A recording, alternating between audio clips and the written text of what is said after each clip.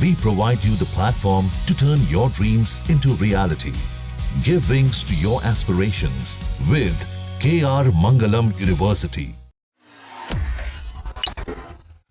देश में संसद या संविधान में से कौन सर्वोच्च है, अब इस बहस में सुप्रीम कोर्ट के नए बनने जा रहे सीजेआई जस्टिस BR गवई भी कूद आए हैं।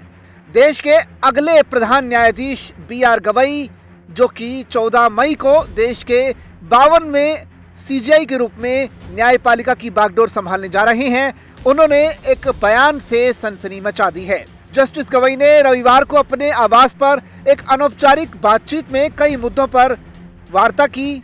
उन्होंने न्यायपालिका, खासकर सुप्रीम कोर्ट पर विधायिका की कार्यक्षेत्र में दखल देने के आरोपों के बारे में कहा कि केशवानंद भारती बनाम भारत सरकार के मामले में 13 जजों की संविधान पीठ ने तय कर दिया है कि देश में संविधान ही सर्वोच्च है और हम सभी इससे बंधे हुए हैं। जब उनसे इन बयानों के बारे में पूछा गया तो जिसमें देश में संसद को सर्वोच्च बताया गया, तो इसके जवाब में जस्टिस गवई ने केशवानंद भारती मामले में संविधान पीठ के फैसले का जिक्र किया। आपको बता दें कि कुछ दिन पहले ही उपराष्ट्रपति जगदीप धनखड़ ने कई मौकों पर सुप्रीम कोर्ट पर विधायिका के कार्यक्षेत्र में हस्तक्षेप करने का आरोप लगाते हुए कहा था कि देश में संसद ही सुप्रीम है।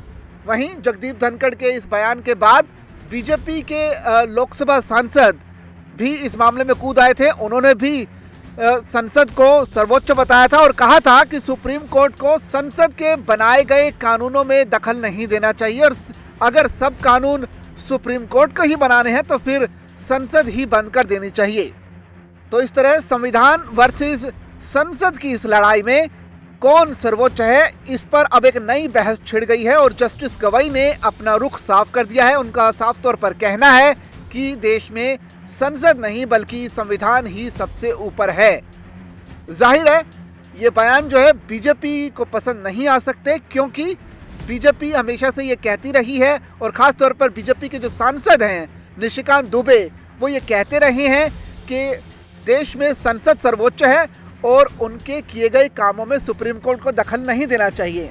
ऐसे में जस्टिस BR गवई की विचारधारा को लेकर जरूर बीजेपी थोड़ा सा संशय में होगी। देखना पड़ेगा कि आने वाले वक्त में इस बहस में कौन सा पक्ष ज्यादा मजबूती से आगे आता है।